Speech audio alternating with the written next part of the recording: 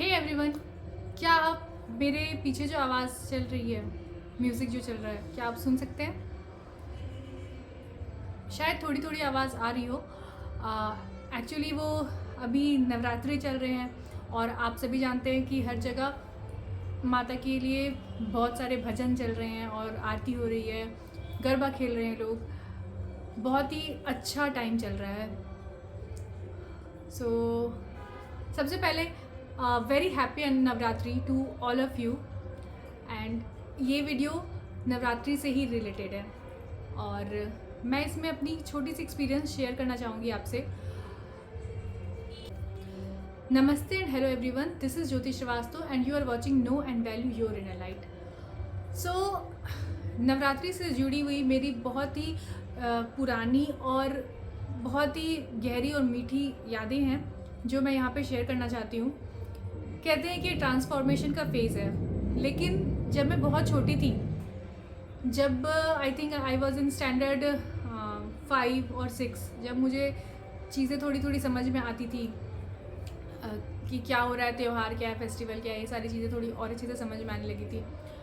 तो मेरे घर पे हमेशा जो चैत्री नवरात्रि है और जो ये शरद नवरात्रि है, ये दोनों मेरे घर में होता है।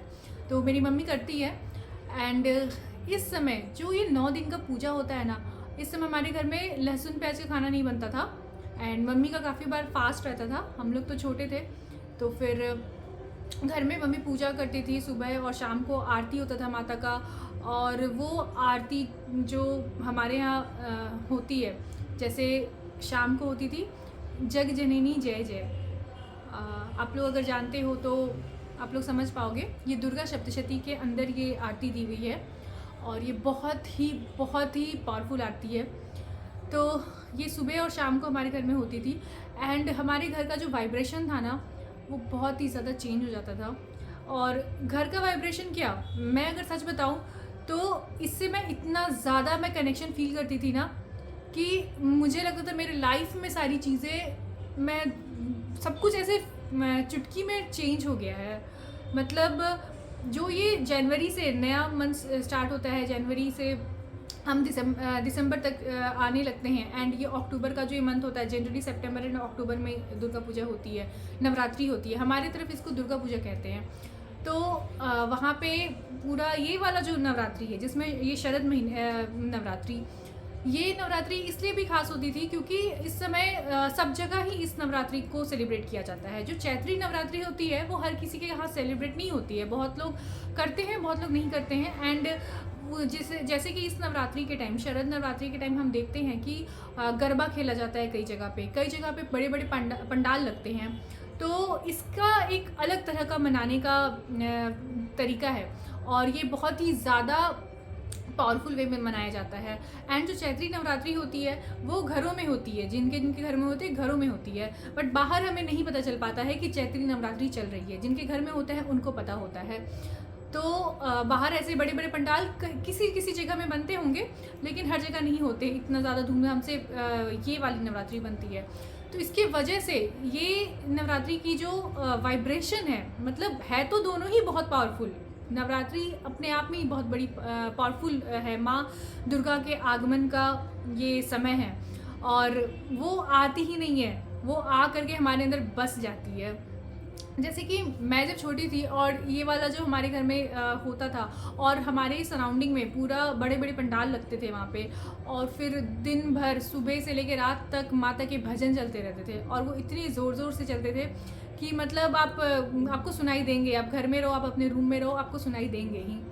और ये मतलब इतना ज़्यादा मुझे अंदर तक छू लेता था कि मैं अपने आप को और मेरा जो सोचने का तरीका है वो सब कुछ बहुत ही चेंज हो जाता था। जैसे मेरे अंदर एक बहुत ही ज़्यादा शांति और भगवान के साथ एक अलग सा कनेक्शन मैं महसूस करती थी। और ये जो कनेक्शन है, ये इस समय ही सबसे ज़्यादा कनेक्ट होता था और वो मेरे अंदर एकदम अंदर तक जाके बस जाता था। और उसके साथ साथ मैं जो भी सोचती थी, जो भी करती थी, जैसे पढ़ाई करना है या मैं जो भी कर रही हूँ, मेरे हर बच्चा, आपको लगता होगा कि 5 स्टैंडर्ड और 6 स्टैंडर्ड का बच्चा क्या ही सोचता होगा, क्या ही करता होगा, लेकिन नहीं, हर एक बच्चे की अपनी दुनिया होती है, उसकी अपनी सोच होती है। हम लोग इतना नहीं समझ पाते हैं कि हाँ, बच्चे के साथ वो उसके मन में क्या चल रहा है, लेकिन जो हमारे आसपास चल रहा होता है वो सब कुछ वो भी महसूस करता है, और उसका देखने का नज़रिया, उसका सोचने का नज़रिया एक अपना नज़रिया होता है उसका भी।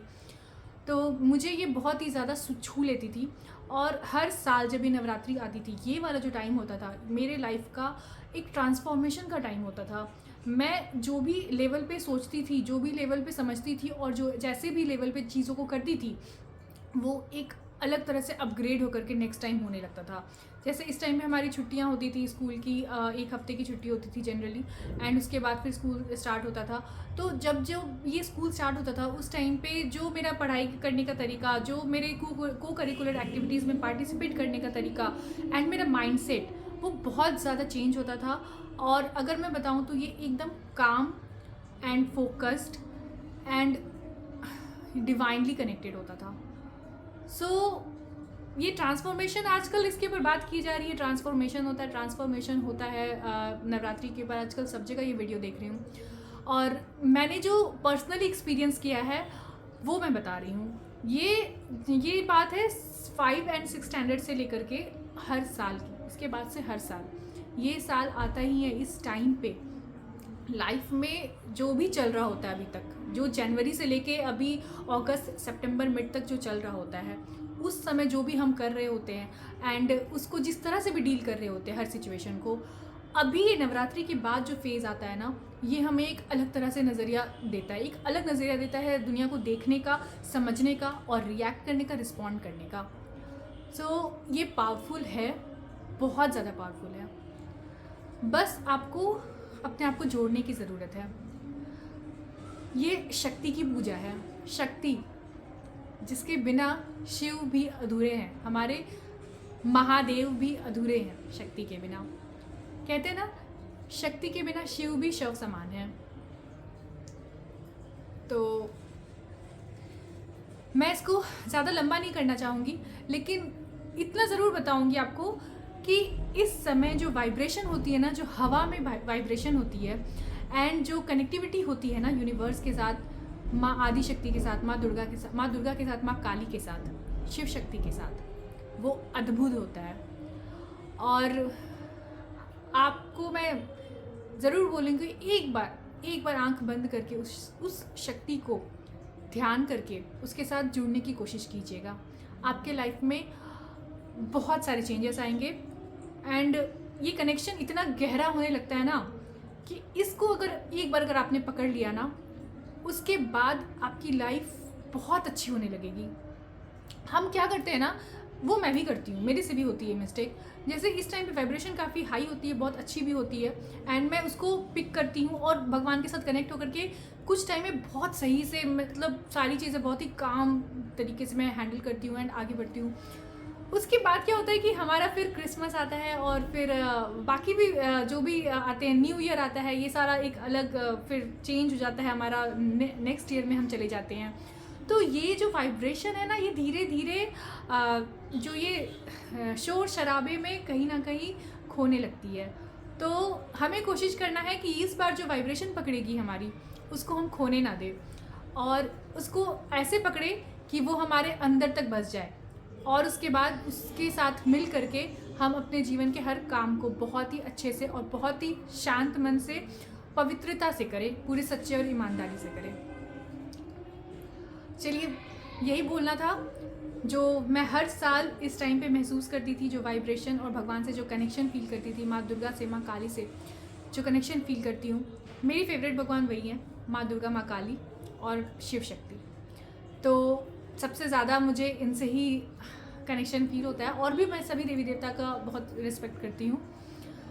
तो आप भी जुड़िए, और जय माँ दुर्गा, जय माँ काली, जय शिव शक्ति। आपके घर में ढेर सारी खुशहाली आए, और आप लाइफ को बहुत ही पॉजिटिव तरीके से डील करें, और जो भी उलझने अभी आपको उलझनों की तरह नज़र आ रही हैं, उसमें आपको मैजिक नज़र आने लगे।